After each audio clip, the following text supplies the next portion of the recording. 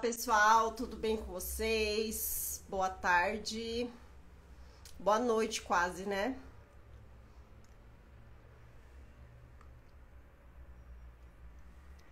Vocês estão me escutando bem?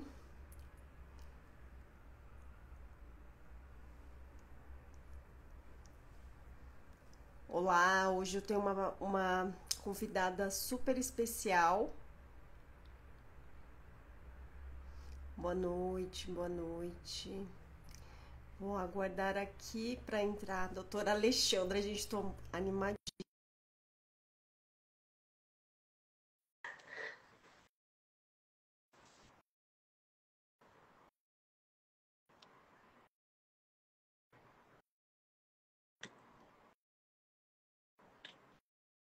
Vamos ver, aqui não apareceu nada para mim. Entrou. Olá, Olá, doutora, tudo bem? boa noite, Fábio. Tudo Tá me bem? escutando bem? Aqui é boa noite. Sim, aqui é quase. Ainda temos umas horas de diferença. Sim, sim. Como você está? Tá nos últimos dias de férias, né? Quase. Não, ainda não, ainda não, ainda Ainda não. tem. Ainda não. Os últimos dias de trabalho. Estamos Então, com, estamos com muito calor, ansiosa por férias. Foi um ano muito bom, de muito trabalho, de muita partilha, de muito estudo. Foi um ano fantástico, de muito crescimento também. Eu tenho o coração cheio, porque acho que ajudei muitas pessoas. E os meus doentes, as pessoas que nós ajudamos, acabam também por nos ajudar a nós, não é? E foi um ano muito bom. E nós aqui em Portugal temos normalmente férias no mês de julho e agosto, e eu vou agora uns dias em agosto, sim. ai, que maravilha. Gente, então a doutora Alexandra, ela é de Portugal. Eu já acompanho seu trabalho, sou muito sua fã. Li o seu último, na verdade, não é o último livro, mas o livro do Poder do Jejum Intermitente. É um livro que eu divulgo bastante aqui no Brasil, porque a gente tem pouca literatura disponível em português. E então, quando saiu o seu livro, eu lembro que eu estava numa livraria aqui em São Paulo, eu fiquei toda feliz. Ah, que bom, vou conseguir mostrar para o pessoal. E já fiz algumas lives pegando ali toda a parte dos protocolos. Eu queria que você se apresentasse, falasse um pouco da sua trajetória como, né, como pessoa e profissional e como você chegou nesse tema do jejum, como que o jejum entrou na sua vida.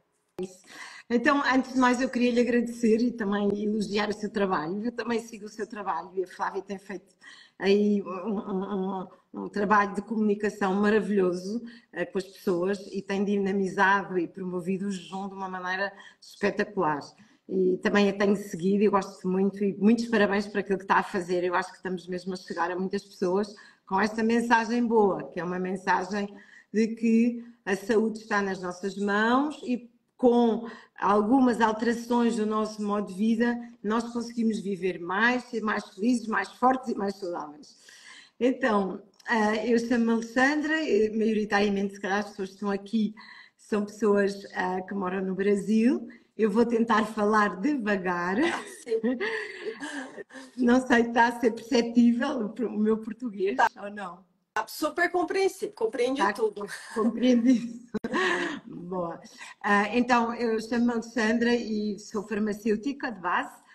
Comecei muito cedo, era muito novinha, quando comprei a minha primeira farmácia, tinha 23 anos, ainda nem tinha acabado o curso. Mas sou muito empreendedora e então iniciei por farmácia de oficina, que aí também chamam farmácia de oficina. Tive uma farmácia fora de Lisboa, depois vim para Lisboa.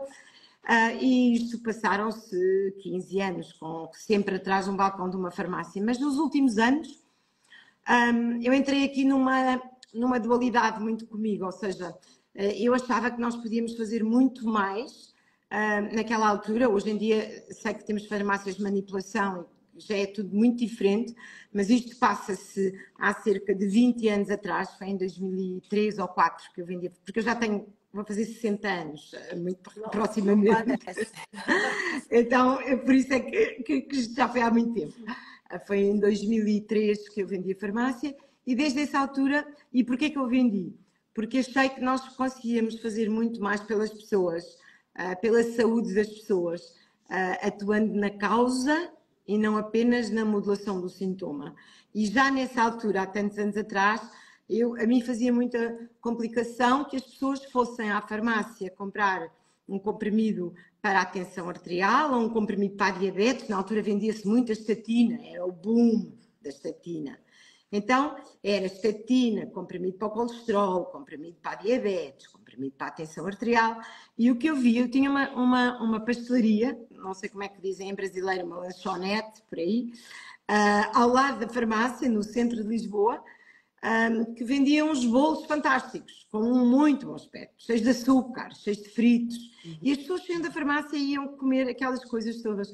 E eu já nessa altura me fazia um pouco de confusão. Pensei, mas porquê que se a pessoa é diabética não pode comer açúcar à partida? Tem um mau metabolismo com açúcar, não pode.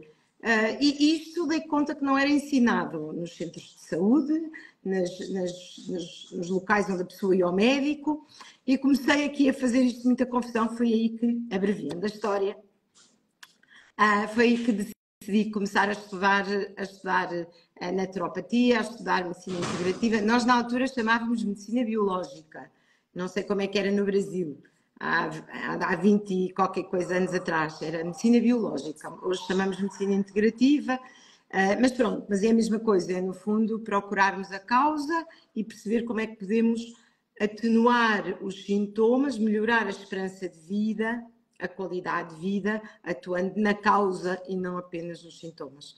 Foi isto que me motivou. Sim, começou a perceber que, né, que o estilo de vida era mais importante que os medicamentos, né? Muito, exatamente. E, e Contra no, e tudo e no... contra tudo e contra todos, Flávia. Porque Exato. nessa altura, sabe que nessa altura nós receitávamos uma vitamina D e vinham as farmácias e os médicos diziam, mas porquê vitamina D? Porquê? Não tenho problemas de ossos. Antigamente só se correlacionava a vitamina D, por exemplo, estou a dar esse exemplo, que nós hoje sabemos que é uma hormona, ou um hormônio, como vocês dizem, e na altura éramos muito criticados por já estarmos a dar vitamina D.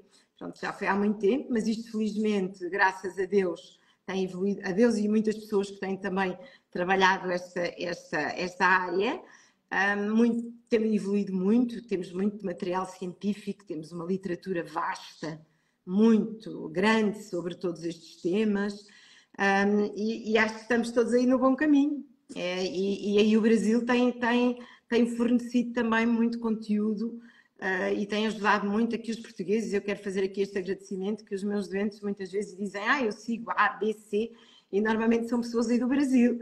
E, portanto, é muito bom para nós porque nos ajuda a educar. Exato. A vossa comunicação, que é muito boa. Então, aqui no Brasil, a medicina integrativa ela é mais recente. A gente até falou antes, né, pelo telefone, que um grande precursor aqui no Brasil foi o Dr. Laí Ribeiro.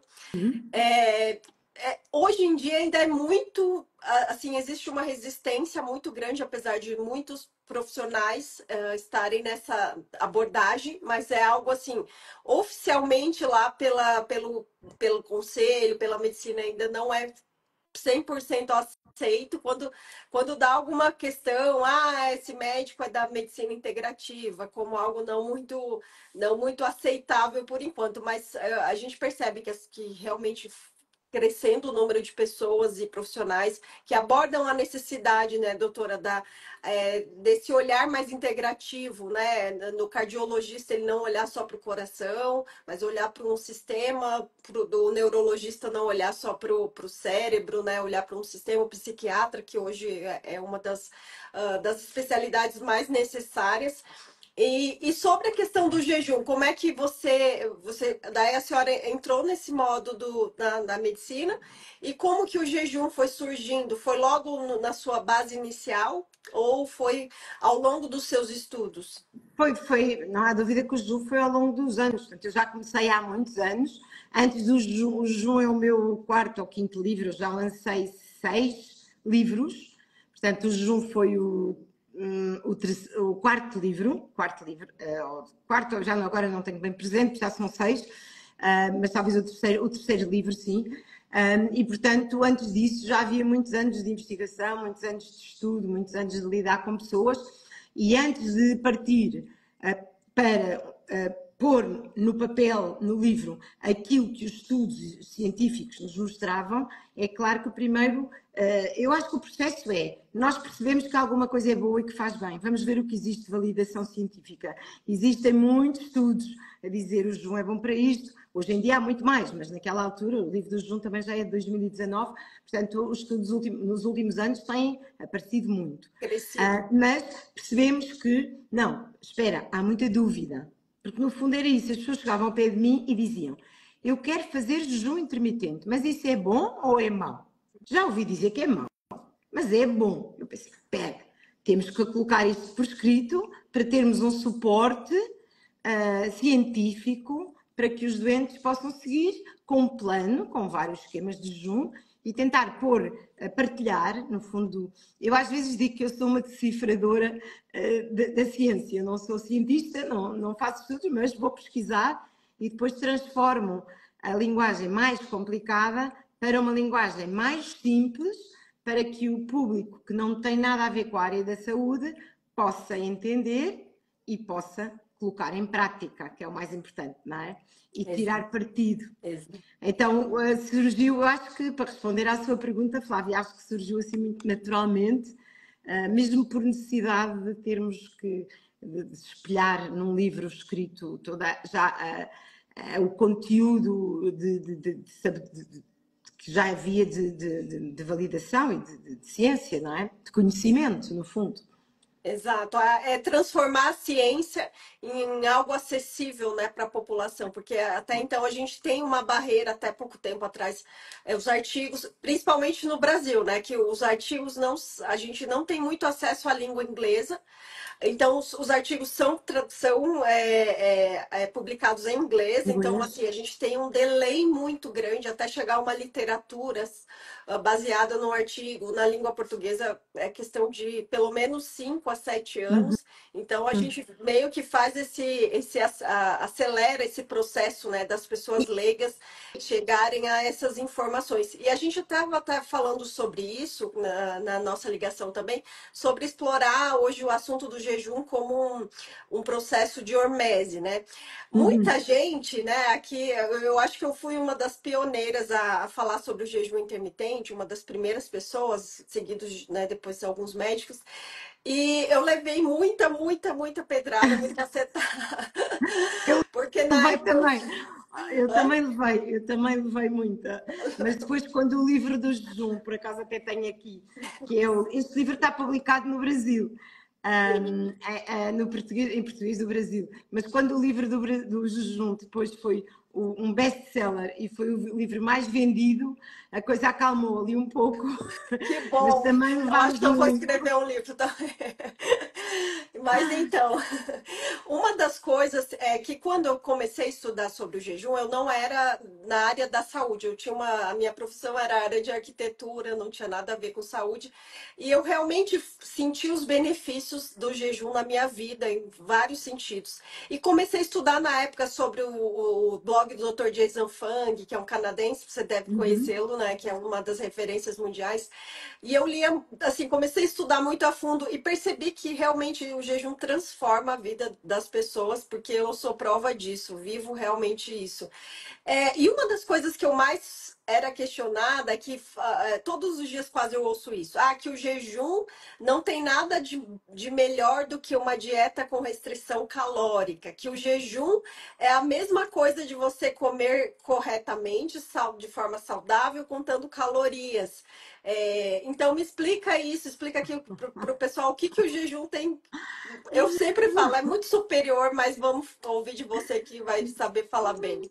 Claro, não tem nada a ver, nós podemos, não tem nada a ver com a contagem de calorias, cada vez menos as calorias interessam. O que interessa é como funciona metabolicamente o nosso corpo. O nosso corpo é uma fábrica que produz muitas substâncias, não é? Que é o produto final. E então nós temos que pôr essa maquinaria a funcionar da melhor forma possível. E se eu tiver a minha maquinaria a funcionar otimizada, da melhor forma, eu não vou estar inflamado, eu não vou engordar, eu não vou estar oxidado, eu não vou envelhecer cheia de dores, eu não vou ficar com a cabeça sem pensar. Então, o que o jejum consegue fazer, eu não quero entrar aqui em pormenores, mas ele atua a restrição calórica, ou seja, nós comermos menos e restringirmos numa janela horária a nossa alimentação, e de preferência ajustada ao ciclo circadiano, ou seja, ao ciclo de noite e dia, é a melhor forma de nós conseguirmos fazer jejum.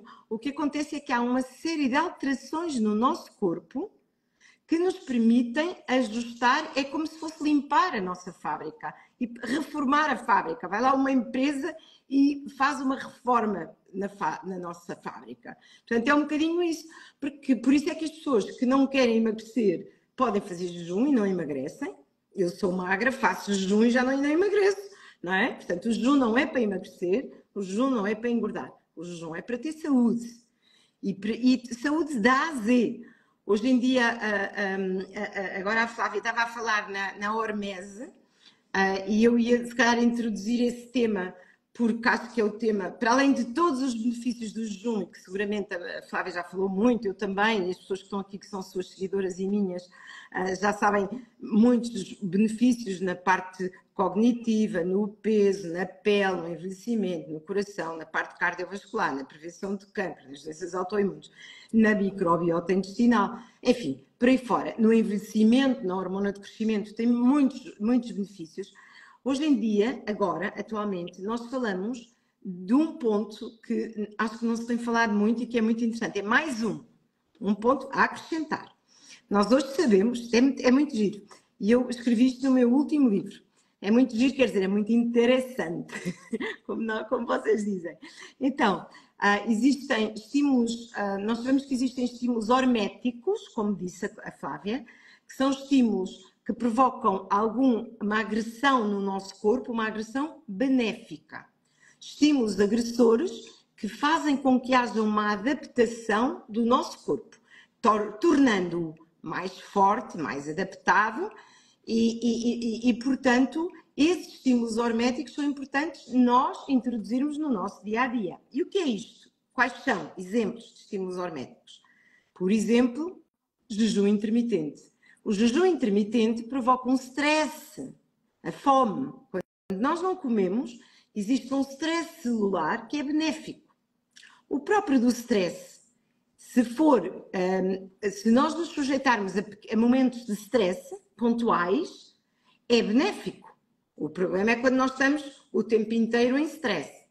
O stress é um mecanismo normal, certo? Se nós estamos numa situação do nosso dia-a-dia e vemos um carro vir de encontro a nós, vemos um bicho, um leão vir de encontro a nós, vimos alguma situação estressante, temos que ter um mecanismo de defesa. Isto para as pessoas perceberem o que é esta hormese. A hormese é este estímulo que faz com que o nosso corpo reaja e se adapte e fique mais forte, mais saudável.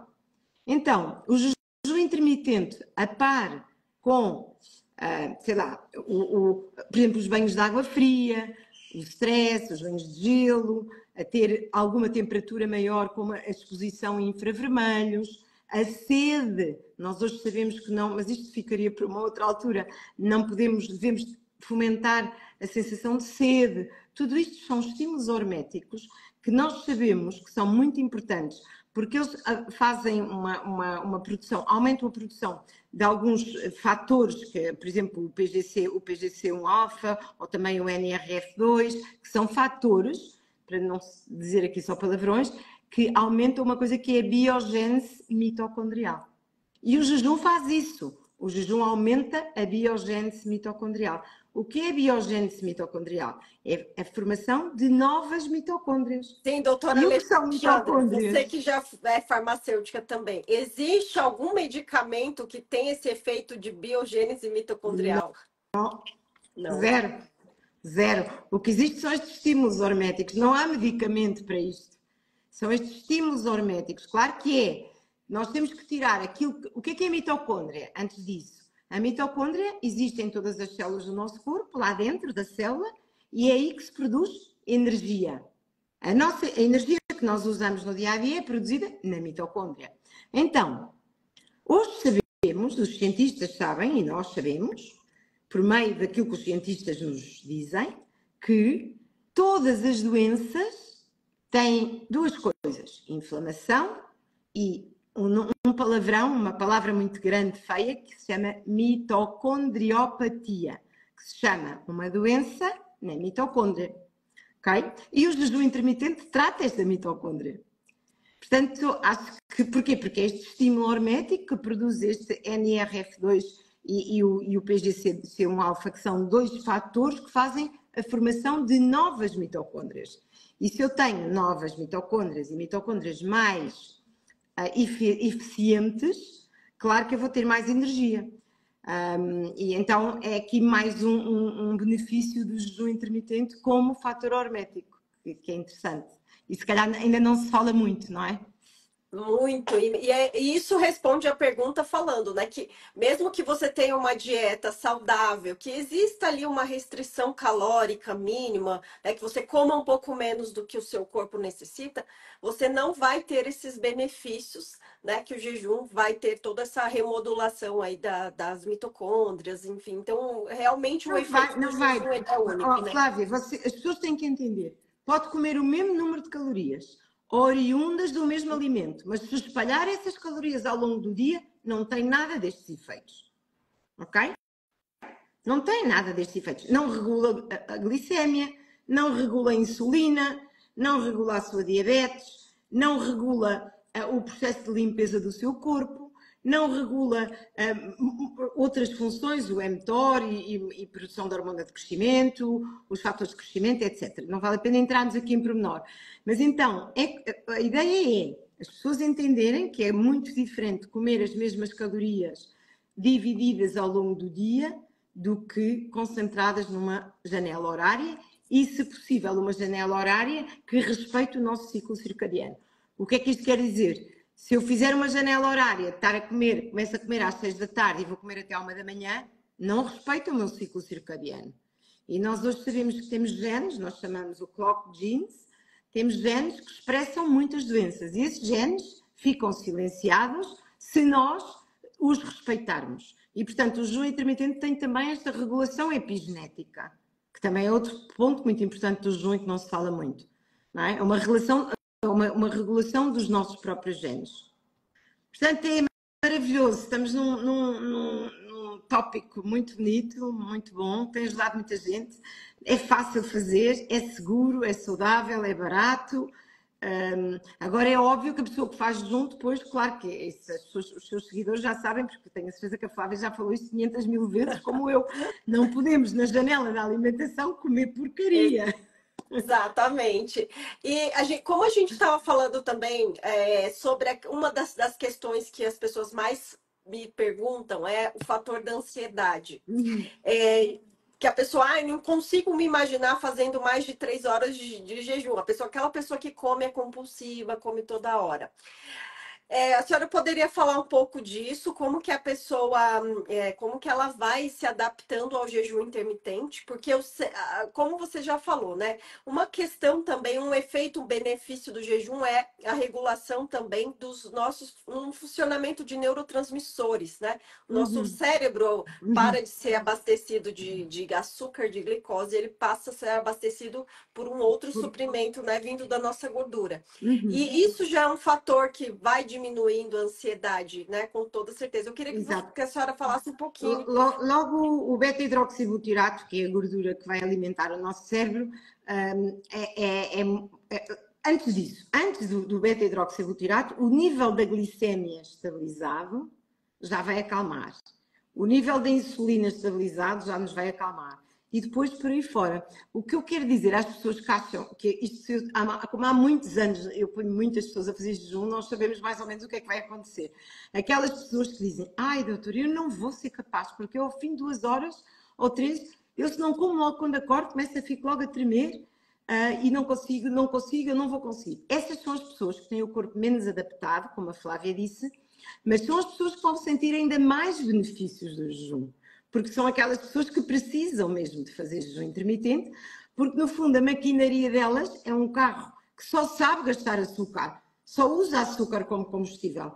E quando perceber, que é isso que nós vamos ensinar a esse corpo dessa doente, quando perceber que além do açúcar tem um carburante melhor, que fornece mais energia, mais saudável para o cérebro, que se chama gordura, essas pessoas vão se sentir muito bem.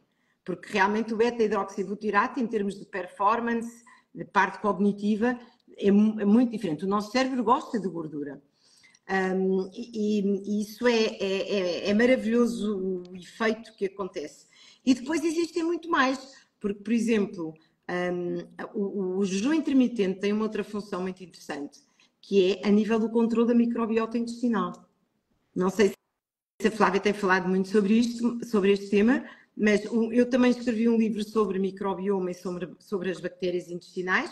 Nós hoje sabemos que o intestino e que o microbioma é fundamental e é um ponto central na nossa saúde, ok? E no ponto central da nossa saúde, que se chama microbioma intestinal, que são as bactérias que existem dentro do nosso intestino e que têm muitas funções de equilíbrio, muitas funções, sabemos que o jejum intermitente tem aí também um papel muito importante. Mais outra função. E quando eu tenho o microbioma ou a microbiota intestinal equilibrada, eu também vou ter menos cravings. Eu vou ter menos vontade de comer. Eu vou estar menos inflamada e a microbiota intestinal equilibrada pelo jejum intermitente vai-me regular os níveis, por exemplo, de hormonas como a leptina. A leptina é uma hormona que é produzida no tecido adiposo e que dá informação ao nosso cérebro que já estamos saciados, ok? O problema é que existe uma coisa que nós chamamos de resistência periférica à leptina. O que é que quer dizer? Que essa hormona, que devia dar informação ao seu cérebro, dizer não comas mais, estás saciado, ela vai ligar-se aos receptores, mas não faz efeito. É como se uma chave entrasse numa fechadura e não abrisse a porta. Então, nós chamamos a isto resistência periférica à leptina. E o jejum intermitente consegue regular esta microbiota intestinal, que regula, por sua vez, a concentração da leptina. Sim, então essa pessoa que é muito ansiosa, ela vai ter alguns sintomas no início, não vai ser assim muito fácil. O que que você aconselha?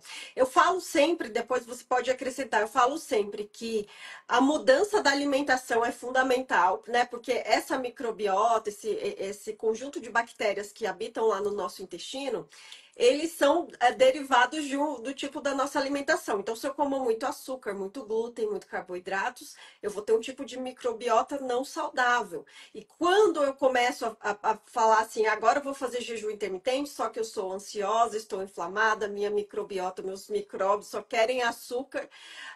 O que eu falo sempre, o essencial, já mudar a alimentação, né? Não consegue fazer jejum intermitente, começa a reduzir os carboidratos da alimentação, carboidratos refinados, farinhas, açúcares, enfim. O que que a senhora aconselha para essa pessoa que está realmente toda desregulada, com o microbioma todo desregulado e muito ansiosa? E tal e qual isso, a parte boa do que nós fazemos e que entusiasma também o doente é que a microbiota, com algumas mudanças, não muito tempo, muda. Tal e qual isso que a Flávia estava a dizer. Se nós comemos carboidratos, produtos refinados, pasteurizados, do supermercado, fritos, etc., a microbiota cresce, que ele se alimenta desses alimentos. E os micróbios bons acabam por não conseguir crescer ou proliferar dentro do nosso organismo. Então, a primeira coisa a fazer, não há dúvida nenhuma, que é começar por corrigir a alimentação. Dessa forma, aumentando fermentados, fibras, primeiro retirar o que faz mal e depois incluir esses alimentos, que são os alimentos que vão alimentar a boa microbioma. Eu, antes disso, faço também, ou paralelamente, faço também uma limpeza intestinal. Porquê? Porque quando nós temos cravings, quando nós não conseguimos estar muito tempo sem comer, normalmente é fruto dessa disbiose, ou seja, dessa alteração da microbiota intestinal. Normalmente essas pessoas, especialmente mulheres, têm muitos fungos no intestino. Os fungos vivem na mucosa intestinal, fazem uns filmes, uns biofilmes, e complicam muito a nossa vida. Porque esses fungos alimentam-se de açúcar. Quando nós tiramos o açúcar e a comida, os fungos começam a ficar mais debilitados e então acabam por produzir toxinas, que se chamam toxinas fúngicas, que têm um poder de acionar aqui no nosso cérebro sentimentos e sensações que nos vai levar a comer. Porquê? Porque os fungos precisam de açúcar para a sua própria sobrevivência, não é? Então é isso que acontece. O que acontece é que temos muitos fungos, fruto da má alimentação que nós tivemos durante muitos anos.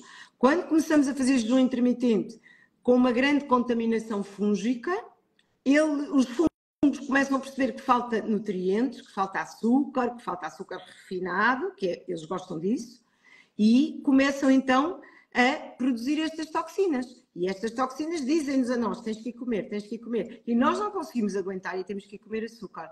Portanto, a vontade de açúcar não é nossa, é dos fungos que vivem dentro de nós. E isto, se as pessoas tiverem este raciocínio e entenderem isto, eu digo às vezes, quando tiver vontade de comer, pense. Não é uma vontade sua, é a vontade dos fungos que vivem aí dentro. Então vamos fazer uma limpeza fúngica, ao mesmo tempo fazemos a alteração inicial da alimentação, antes de iniciar o jejum nas pessoas que têm mais dificuldade. Aliás, eu no meu programa, que é o BioReset, faço precisamente isso. Nós fazemos 7 dias, são 7 mais 7, em que os primeiros 7 dias nós fazemos uma alteração da alimentação e só nos segundos 7 dias é que começamos a implementar esquemas de jejum maiores. Nos primeiros 7 dias não colocamos logo esquemas de jejum, até porque a pessoa pode ficar mais ansiosa. Então, podem comer, vão comendo ao longo do dia, mas vão comendo alimentos que não vão alimentar estes micro-organismos. E quando eu falo em micro-organismos, falo não só em fungos, às vezes é fungos, parasitas, nós estamos muito parasitados, bactérias, todos, vírus, até vírus. Portanto, nós temos muitos micro-organismos no intestino, por um lado, produzem substâncias tóxicas que nos fazem, por exemplo, acordar à meia-noite. Muitas vezes nós acordamos à meia-noite e não sabemos porquê, são estas toxinas destes micro-organismos. Então, esses micro-organismos, além de terem estes efeitos diretos no nosso comportamento, no nosso corpo, na nossa parte psicológica e emocional, há pessoas que têm depressão e a depressão não é depressão, é uma depressão porque têm um parasita que lhes provoca depressão, porque produz substâncias que nos fazem depressão. E então a primeira coisa a fazer é mesmo fazer esta limpeza de intestino para tirar estes micro-organismos. Até porque eu depois, se vou dar fibra, se vou dar fermentados, se vou dar probióticos, pré-bióticos, com o intestino inflamado por estes micro-organismos, eu não vou conseguir colonizar estes micro-organismos, não é? Exatamente. Então, assim, por isso, novamente, a nossa orientação aqui da nutrição ortodoxa é comer 6 vezes e comer, às vezes, o café da manhã é pão com doce de leite. Eu não sei se isso tem aí em Portugal. Tem também? Tem também em Portugal. É comer 2 em 2 horas e comer um pãozinho com leitinho que faz bem e à meia da manhã ainda comer uma peça de fruta.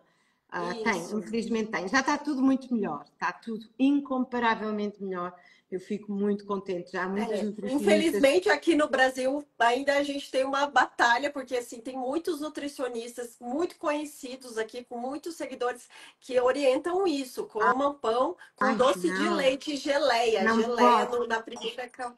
Exatamente, é de chorar. Oh, Flávia, as bases de dados estão cheias de estudos, cheias. Só quem não estuda. Não precisa ser muito inteligente, é querer estudar. Não é, isto não é moda, não há moda. O que nós temos de fazer é estudar. Eu estudo todos os dias e você também, seguramente. Todos os dias. Todos os dias. Nós vamos ver o que está a sair novo. Todos os dias nós temos que estudar. Inclusive, eu estava vendo que hoje, eu vi que saiu na Cell Metabolismo um estudo de consenso mundial sobre os temas do jejum, assim, a nomenclatura, falei, nossa, o nosso dia está chegando, né? Então, assim, um estudo de um consenso para que chegue a uns parâmetros, nomenclatura, para, digamos, classificar o jejum intermitente com protocolos de alternância, o jejum alternado, janela restrita de alimentação, para a gente já ter os termos todos, digamos, sincronizados, né? Protocolados, exato. Uhum. Exato, porque a gente E, ainda e, tem muitas informações ainda uhum. soltas, porque os estudos vão É, acontecendo, e a gente não tem esse manual, né, todo regular, assim, com os passos e com a nomenclatura, mas em breve, eu acredito.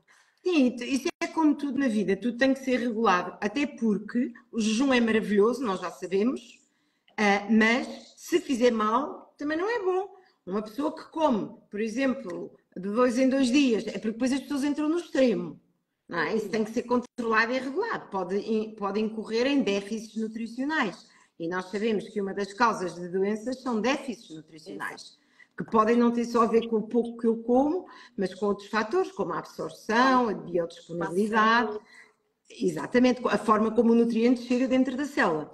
Eu tenho que assegurar um bom aporte. E isso eu acho que temos que ter muitos nutricionistas, muitos médicos, farmacêuticos, medicina integrativa, muitas pessoas a falar, porque no fundo o jejum é um estilo de vida, certo? É um estilo de vida. Exato. Portanto, nós todos podemos aconselhar esse estilo de vida. Esse estilo de vida que tem a ver com sermos mais próximos do estilo de vida dos nossos antepassados, não andar sempre a abrir o frigorífico e a comer 2 em 2 horas, porque isso é contra a nossa genética. A nossa genética não era assim Não que isso foi existia. feita para comer toda hora, né? Não foi feita para comer toda a hora. Por isso é que as pessoas estão diabéticas, estão inflamadas, têm síndrome de resistência à leptina, têm uma disbiose brutal. A disbiose, e isto quem não entende o jejum, pode haver pessoas que ainda duvidam do jejum, mas da disbiose e da microbiota intestinal ninguém pode duvidar, certo? E nós hoje sabemos que uma das ferramentas para regular a microbiota intestinal chama-se jejum intermitente. Porque o jejum intermitente regula dois grupos bacterianos muito importantes, que são os firmicutes e os bacteroidetos. E regula uma outra coisa que ainda não falámos aqui, mas que vou ter que falar. Se Fala. chama Akkermansia. Sim. A Akkermansia é regulada também pelo jejum intermitente. Claro, pela forma como nós comemos, as fibras que incluímos, isso tudo. Mas a Akkermansia é uma bactéria que existe no intestino, altamente reguladora e a que permite que exista uma parede saudável no intestino, mantém o muco para que as outras bactérias boas se possam instalar. É uma bactéria que nós chamamos mucorreguladora. Portanto, ela regula a parte. Ela é boa, então, é uma boa bactéria Muito boa. boa. É uma bactéria muito boa, muito reguladora. E sem ela existe em apenas 4%, a sua concentração no meio deste mundo de bactérias que nós temos no nosso intestino. Ela apenas em 4%, mas tem funções imensas. Ela tem uma capacidade de estabilizar o intestino brutal. Se o intestino estiver estabilizado, todas as outras bactérias boas podem se implementar. E, portanto, especialmente bactérias, nós temos bactérias que produzem substâncias, vitamina, a serotonina, bactérias que produzem o butirato, que é um ácido gordo de cadeia curta, que é um regulador inflamatório intestinal. As pessoas que têm inflamação intestinal têm que fazer jejum Todo intermitente. mundo quase, né? Hoje em dia quase todo mundo, né? Só não sabe ainda, né? Porque têm inflamação intestinal porque não sei para comer, ia comer mal. Exato. E eu queria perguntar também, fiquei curiosa, sobre o jejum prolongado. Você já praticou algum jejum com mais de. Qual foi o máximo de jejum que você fez? Eu E o que você faço. acha? Sim, eu vou-lhe explicar a minha opinião hoje. Mas nós nesta área, que são áreas muito novas, são áreas que estão sempre a evoluir, está a sair muita coisa, como a Flávia disse agora, que saiu um consenso hoje, e portanto todos os dias nós temos de estar atentas porque sai muita coisa. Mas hoje eu sou mais apologista de nós tentarmos entrar de onde em onde no tempo, num jejum mais prolongado, como se fosse uma autofagia, A autofagia é a limpeza de células, limpeza de lixo que temos dentro do nosso corpo. Então, eu sigo muito o Walter Longo, gosto muito do trabalho dele, é um cientista italiano, ele é um inventor do Fasting Mimic Diet, que é a dieta que imita o jejum. A mim faz muito sentido, porque se eu comer pouco, se eu comer uma dieta que imita o jejum durante, respeitando períodos de jejum, mas durante 3 dias, eu consigo pôr o meu corpo num metabolismo cetogénico, digamos assim, num metabolismo que imita o jejum. Autofágico E nesse também, né? autofágico, exatamente. E essa autofagia permite-me fazer um reset do sistema imunitário, das stem cells, e permite-me recompor muitos metabolismos, além de que faz a tal autofagia. Por isso, eu própria, uma vez por mês, acho que é muito importante nós fazerermos 3 dias, 3 4 dias, dias. uma vez por mês. Eu faço, porque eu não tenho doença nenhuma. Gente, graças a Deus. olhem, ó, presta atenção, por isso que ela tá maravilhosa. 60 anos, uma vez por mês ela faz 3 dias. E não tem sobrepeso, né? Você chega a Não. perder peso, perde. Naqueles 3 dias podemos perder 1 quilo, 700 gramas em líquido, mas depois nós consegue recuperar com gordura, com caldo de ossos, com proteína, recuperamos facilmente. Quando a nossa máquina está a funcionar bem, há um equilíbrio tão grande. Eu peso-me todos os dias tenho o mesmo peso. Nos 3 dias da dieta quimitógeno posso perder 700 gramas, mas depois vou outra vez ao meu peso normal. Então, eu estava a dizer porque eu prefiro, hoje em dia, prefiro que a pessoa tenha uma boa alimentação numa janela horária curta, não fazer jejuns de 24 horas, acho que não temos necessidade disso. Ter uma boa refeição bem programada, com muitos legumes, muita cor, muito verde, todas as cores no prato, todos os alimentos bons, ter uma boa gordura, insistir na gordura saudável, ter uma outra pequena refeição dentro da nossa janela da alimentação e depois, pelo menos uma vez por mês, fazer estas 72 horas. E a senhora está falando no seu caso, que é magra, nunca teve sobrepeso, não tem doença, não é inflamada. Eu percebo muito, e isso é muito nítido até entre os homens. Os homens, às vezes, com muito sobrepeso, eles têm uma facilidade muito grande em fazer jejum, às vezes de 2, 3 dias, ou até o de 24 horas com mais frequência. Porque eu sempre falo, se a pessoa tem gordura em excesso, é como se fosse uma energia reservada. Hoje uma seguidora falou, eu descobri então que eu não tô gorda, que eu tenho muito armazenamento de energia. Ela falou. Então diferem também, né, esses efeitos para aquela pessoa que está extremamente inflamada. Mas há pessoas que têm armazenamento de gordura e não a sabem utilizar. É como eu tenho 2 despensas em casa e não sei que tenho uma despensa que posso ir lá buscar alimentos. Portanto, às vezes é preciso nós ensinarmos o corpo nessa rota metabólica, que é a rota da beta-oxidação da gordura com a produção de ácidos gordos, nomeadamente o beta-hidroxibutirato e outros. Pois, às vezes, e é esse período que é mais complicado. Logo no início, às vezes, é uma agulheta. É o carro que tem gasóleo tem que ir ao elétrico e do elétrico passar a gasóleo. Termos 2 metabolismos diferentes. E isso dá-lhe uma performance brutal. Uma pessoa que consegue rapidamente utilizar 2 metabolismos diferentes tem uma performance muito maior, até desportiva e tudo, sabe? Para os desportistas e mesmo atletas de alta competição, temos muitos a fazer jejum intermitente. E o que a senhora acha Eu tenho muitas seguidoras que estão na fase do climatério, pré-menopausa e menopausa. O que a senhora acha essas pessoas que chegam nessa idade, tem aquela desregulação do peso? O jejum, o pessoal tem medo, acha que não é aconselhável, mas eu já vi super aconselhável. Incríveis. É a nossa ferramenta, é a nossa ferramenta secreta. É jejum intermitente e redução de hidratos de carbono. Eu acho que na menopausa, e eu já passei pela menopausa há alguns anos, e portanto não engordei nada, o nosso metabolismo muda bastante pela baixa das hormonas, nós temos hormonas. a baixa do estradiol, da progesterona, da testosterona, portanto, isto tudo muda muito. E o que é facto é que se nós temos que mudar de vida. Essa é a mensagem para as pessoas que vão entrar ou que estão a entrar na menopausa ou que estão a fazer menopausa. No futuro, nós temos que mudar de vida. Se nós continuarmos a fazer o mesmo que fazíamos até então, eu digo muitas vezes que não vos pareça mal, mas vão todas ficar gordinhas e a cabeça não vai funcionar da mesma forma. E vamos ficar irritadas, mal dispostas, velhas e feias. Não queremos. A gente não quer isso, A né? gente não, a gente não quer isso. Eu vou Então, abrir aqui, a gente acabou, estava tão interessante a live, eu acho que o nosso assunto está bem interessante. Eu vou abrir para algumas perguntinhas que eu acho que, às vezes, alguma coisa que o pessoal está perguntando. Deixa eu ver aqui, vamos ver. O pessoal está falando bastante. Ah, uma pergunta que eu vi aqui sobre as cetonas exógenas. O que que você acha? eu acho interessante porque nos ajuda a adaptar ao metabolismo cetogénico.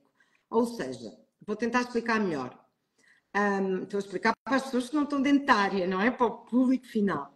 Ou seja, as cetonas exógenas é o tal beta-hidroxibutirato já posto exogenamente e que nós tomamos. As Através de pessoas, suplemento, né? através de suplemento, as pessoas que têm mais dificuldade em perceber o metabolismo, foi deseducado ao longo da vida e que têm mais dificuldade em ir à gordura, oxidar a gordura e transformar num combustível, é mais fácil adaptar esse metabolismo, ou seja, ensinar o corpo que a gordura fornece energia, se eu der diretamente o resultado final, ok? Ou seja, eu dou diretamente o resultado final da beta-oxidação da gordura. E se o meu corpo perceber, espera, eu estou a tomar um copo de água com beta-hidroxibutirato, eu estou-me a sentir cheio de energia, o meu cérebro está a agradecer, é ensinar o corpo nessa via, nessa rota metabólica. E eu acho que isso adapta muito, especialmente àquelas pessoas que a Flávia estava a dizer há pouco, que têm mais dificuldade em fazer jejum intermitente. Para essas pessoas parece muito bem. Depois nós não precisamos estar sempre a fazer cetonas exógenas. Eu não acho que não. Quando o metabolismo está adaptado, não precisamos. Agora, se eu quero fazer um jejum mais prolongado, porque eu tenho uma doença qualquer, preciso de fazer, entrar em autofagia e tenho mais dificuldade, é uma bengala boa.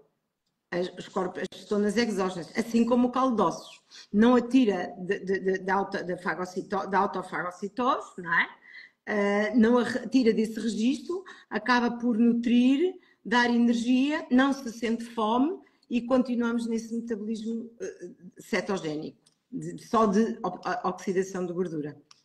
Sim, outra pergunta que eu tenho, uma curiosidade até pessoal. Uma pessoa que está muito intoxicada com micotóxicos, com plásticos, micotoxinas, no organismo, a senhora acha que o jejum é uma boa ferramenta de desintoxicação nesse sentido? É sim, senhora, mas obviamente que depende daquilo que a pessoa come na janela da alimentação, não é? Isso é fundamental. O jejum é importante, mas mais importante é aquilo que nós comemos quando nos alimentamos. E é importante nós nos alimentarmos e saber alimentar. Então, nesse sentido, essas pessoas têm, em primeiro lugar, corrigir o microbioma intestinal. Porque se calhar as pessoas não sabem, nós temos um grupo de bactérias no intestino que nos ajuda a desintoxicar de metais pesados e de hormonas. Se não tem um intestino com um grupo bacteriano bom, os metais pesados ficam no seu intestino. Não se consegue fazer a destruição ou desfragmentação desses metais para que eles possam ser eliminados. Portanto, primeiro, corrigir o microbioma intestinal. E depois a trabalhar a nível do fígado e dos órgãos imunitores, como é óbvio, mas o jejum é sim uma boa ferramenta e mais do que isso, ter muito cuidado com aquilo que nós comemos nos processos de desintoxicação. É muito importante ter uma boa alimentação na janela horária da alimentação. Muito legal. A senhora está com um livro aí, um novo, recente? Ah, e o novo tenho também. Está aqui. É, É. como que Energiza-te. Energiza-te. sim. Aqui ainda no Brasil não está disponível, mas tem alguma previsão? Não sabemos ainda, mas tem online. Penso que online que se conseguem. No Amazon, consegue? No Amazon, na UC, eles enviam para o Brasil online.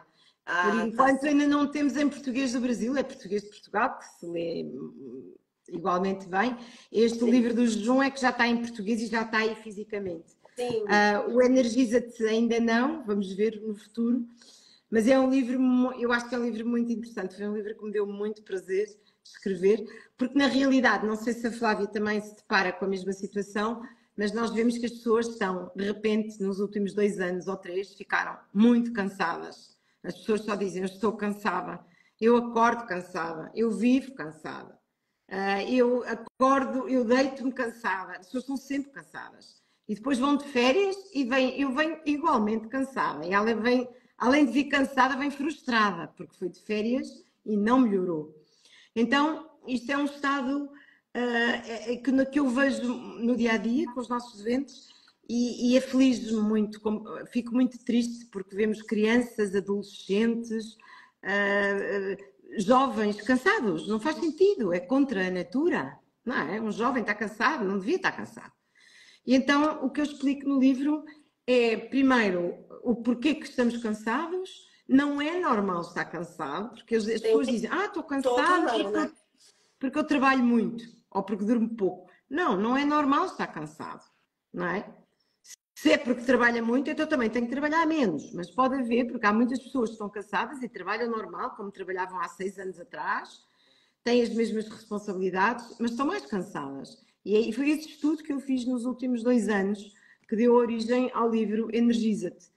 E o que eu dei conta nos meus doentes, e depois sempre com estudos, depois vou procurar o que é que a bibliografia diz, o que é que a literatura nos diz. O que é facto é que as pessoas estão muito, como estava a dizer há bocado, estão muito intoxicadas.